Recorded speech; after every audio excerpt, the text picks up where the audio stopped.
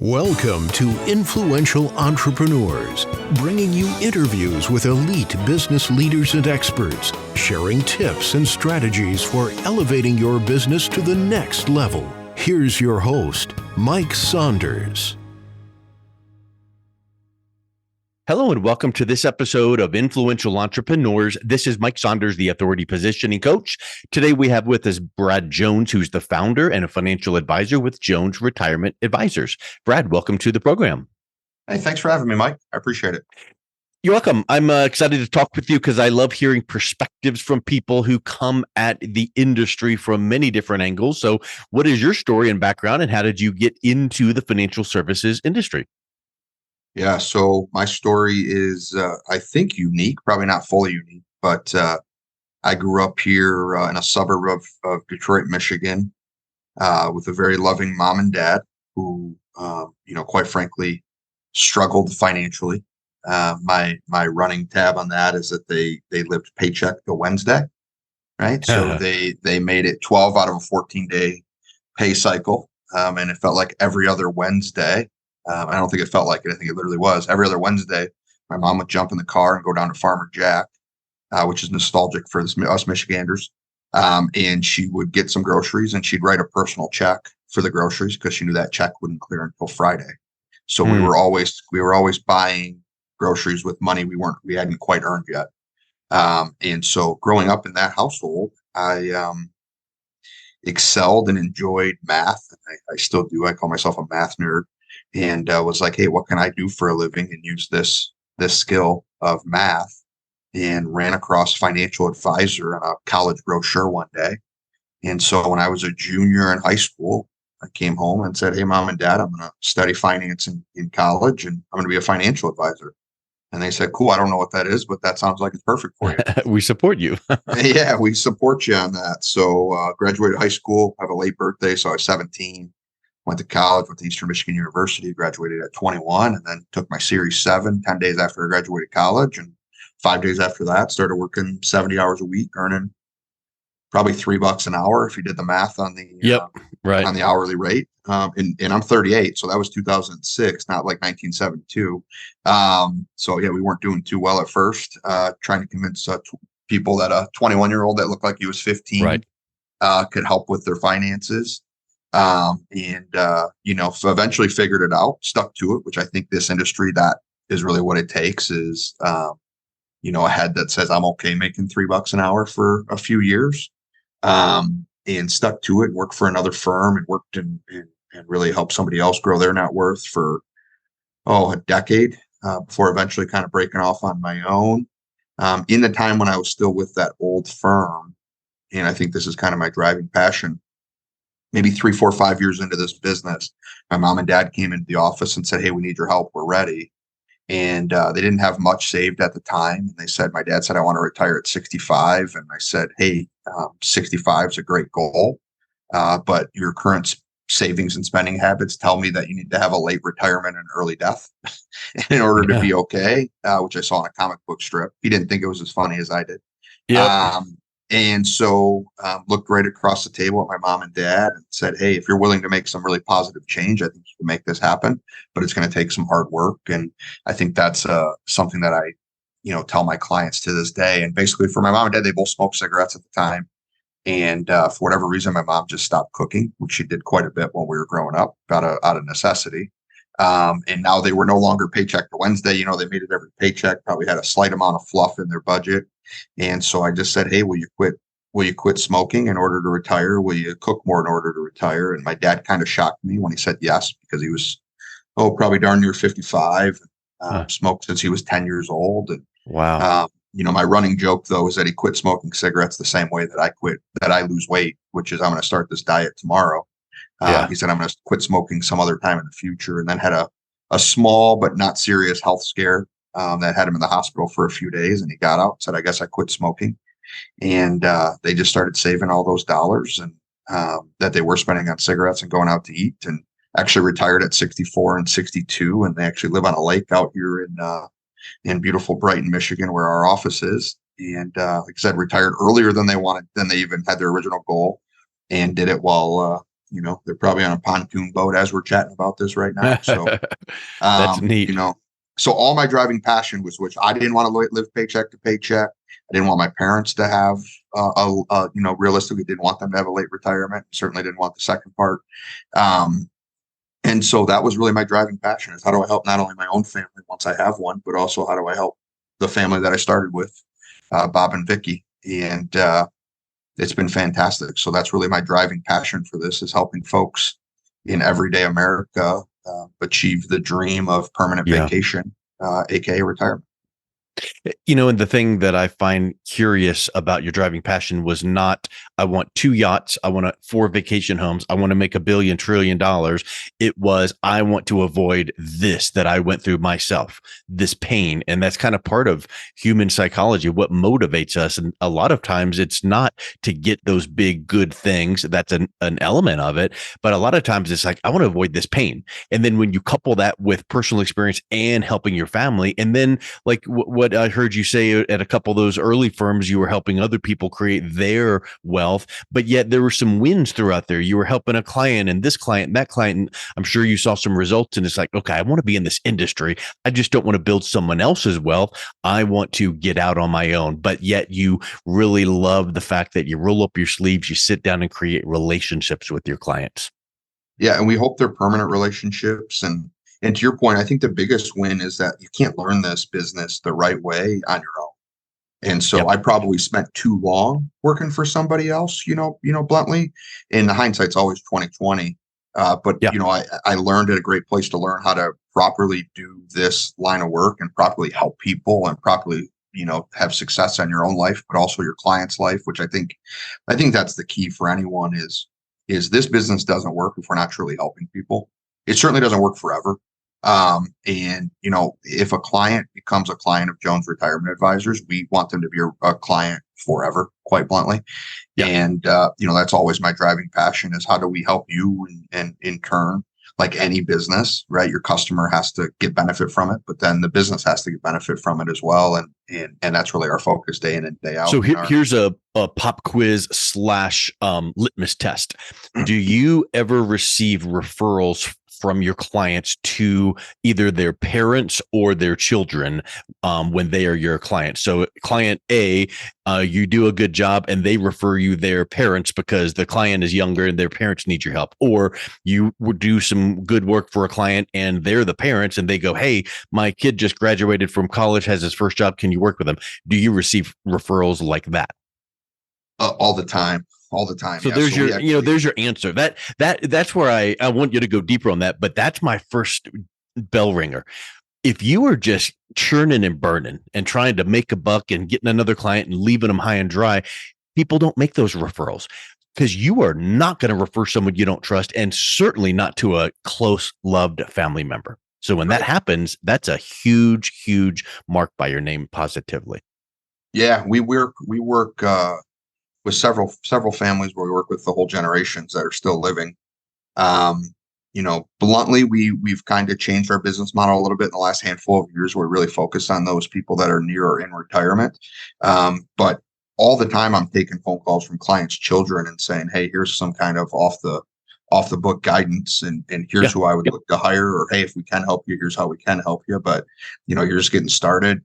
Bluntly, don't spend the money on it right now. It's like, hey, when you first get out of college, cut your own grass. And if you're 35 and you have kids and you don't want to cut your own grass, then pay a service, right? 100%. And so we get that quite a bit. And actually this evening, we do dinner seminar kind of marketing / education events around the community. And we have actually one this evening, the day that we're taping this. And I have a client who's bringing, I believe, his neighbors and his sister to that event. And that happens all the time, especially with that particular client I'm talking about. That's awesome. Yeah. That is great. So you mentioned you do things a little bit differently. And I think the phrase retirement planning is so broad and has a lot of variables there. What is it that you guys are doing in your approach to retirement planning that's a little different than other wealth managers?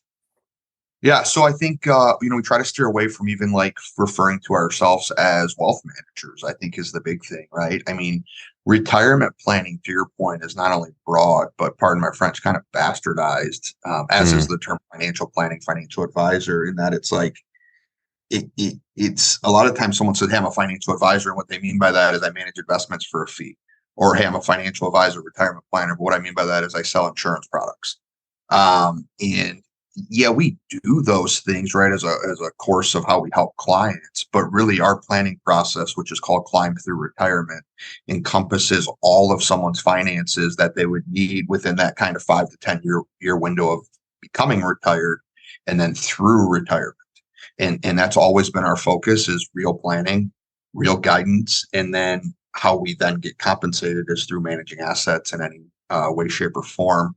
And people say they do that, but I just don't see that happen in reality all too often. A lot of times it's like, hey, I have this great product, I have this great widget, and there's really Yep. not any planning, right? No talk about estate planning, no talk about taxes, no talk about, how they really drive an income from this, right? I mean, I think Because it's if you it's do it unique. wrong, it's like driving a car with your foot on the gas and brake at the same time. You could be working against each other if you're having one area working like a clockwork and then another area being disregarded. And it's like, wow, we just need everything to be holistically working together. I've always looked, Mike, at like the Mayo Clinic, right? And if you Mhm. know anyone that's had back surgery, it's like, hey, I had back surgery, and oh, I need to have back surgery again. And it's like you keep fixing the effect, and you don't get to the cause. And the cause might Yeah. just be that for whatever reason, your right leg's a half an inch longer than your left leg. You just need to put a little insert your left shoe. And but the back surgeon's like, yeah, I'm going to fix your back. Right. And that's what happens in our industry as well, is if you go to someone and you say, hey, here's what I'm looking for, that's what they're going to give you. Right. But you really Mhm. need to get to the root of the issue. Right. We need to go fix the causes, and then we'll have the effect or the outcome we're really looking for. And it shouldn't be unique. I always laugh at one of the big box firms where it seems like every few years I see that their new CEO or something has a big initiative, and it's like, hey, we're going to do financial planning now. And I'm like, Yeah. great, you're only 25 years behind, Yep. behind the times. And it's like every few years from the same firm. I won't name them so nobody gets in trouble. But I keep Yeah. seeing that. And I'm like, man, I've been doing financial planning, real financial planning, retirement planning since 2006, since well before I had even announced a facial. So, Yeah. um, And I think that number one, it makes sense. But number two, it does what I said before. It makes all the pieces play nicely together. But also from an intrinsic point of view, I would suspect you hear this. Brad, I just don't want to go searching around for this person to help me with the estate side of things, the attorney, and then the CPA, and then the taxes, then the financial. So if you can just kind of help us corral them all together, I know like Brad Jones doesn't do it all, but if you can corral them together and be the quarterback and bring them all and make sure everything's going together, they feel like it's like a relief that it's a one-stop shop.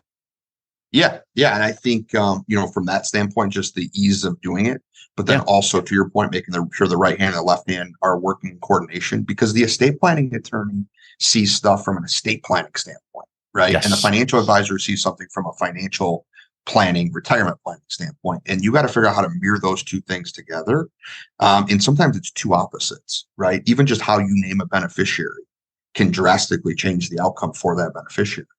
And that's where having those two human beings, the estate planning attorney and the advisor, sitting side by side and being your advocate, is a huge difference from trying to go and piecemeal these things together. Yeah, and I think that if all you had was a hammer, then everything you see needs a hammer. So you're just whacking at everything. So having that, 360-degree approach and seeing yourself how this piece fits with the other piece, and then seeing it all come together. And I'm sure you've got dozens and hundreds of these examples of a client that comes in, and yeah, sometimes people only need this one element, but when you do a full-on plan and they're implementing and you see it just come to life from start to finish, and they go, wow, this is not what I was expecting, and it just feels right. I think that right there, that earns the best referrals without saying, please refer me. They're like, of course I will. I'm compelled to refer because this is not what I typically am seeing out there. So I think that's such a great approach that you've got. Yeah, we love it. We love it. I mean, we don't. I mean, again, I stress this, right? So, like, we have a couple rules. One of the rules that we have is you cannot hire us the first time you sit down with us, right? Mm-hmm. Because we're like, hey, we don't want you to hire us because you're really excited. We Yeah. want you to hire us because you expect to be by our side a few times a year in perpetuity. And we want to form a relationship, not form a transaction. And I think that plays huge. And I think that's why we tend to get more and more and more referrals on an annual basis than we did the year before. Right. So I'm looking at your website and I want to, bring you back on in a future date and talk through your climb process, because I think that is spectacular, but it's all climbing a mountain kind of a connotation. And it reminds me of this statistic I heard. Maybe you can clarify it, but a lot of people try to climb Mount Everest, but there's the people that do get to the top. Over 50% of the deaths that happen on the way down. You already hit the peak. You already got there, but the problems come in when you take your eye off the prize and start letting up. And now on the way down, there's the issue. So talk a little bit about just the 30,000 foot view of when you help people accumulate, the wealth, planning for retirement. Now you got to make sure that you're securing it, not risking it, and all of the things before, you punch holes in the proverbial bucket. yeah, I think what you just said is perfect. And I use that analogy all the time, right? Is people, one is there's no oxygen at the top of the mountain. So that's why in reality Mm-hmm. it becomes a struggle.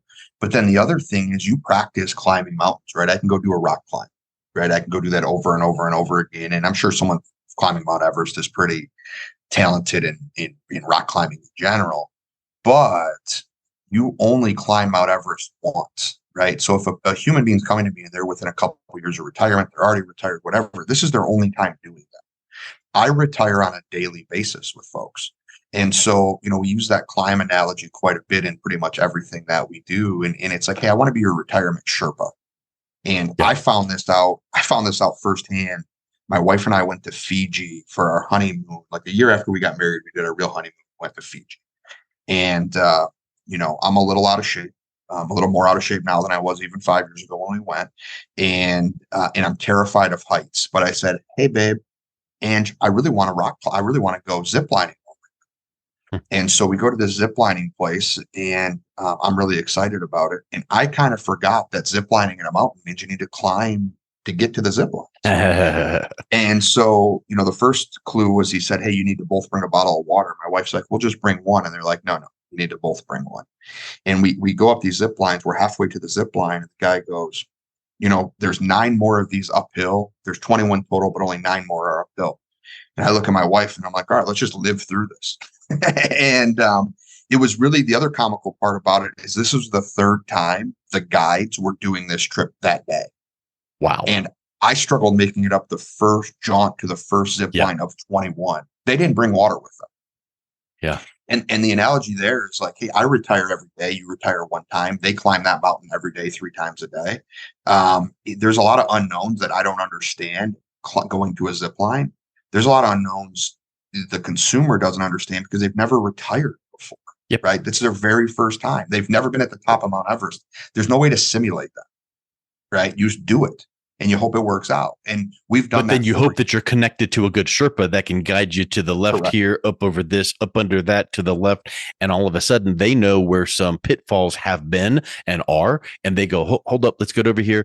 And they're doing it out of just a knee-jerk reaction, just out of, this is what we do. We just know it. And you don't need to worry about not knowing because you've got someone watching your back.